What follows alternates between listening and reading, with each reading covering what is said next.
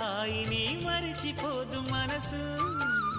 ఒదిగి ఉండి నీ వాకిటిలో బదులు కోరి నే నిలుచున్నా. దారి తెలియని చీకటిలో వెలుగు చూసి కాదంటానా.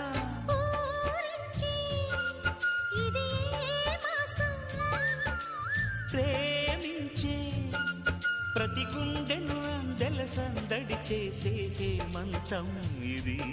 మన సొంతం అయినది. కిలకిల నవ్వే కోయిల కోసం వచ్చింది మధుమాసం.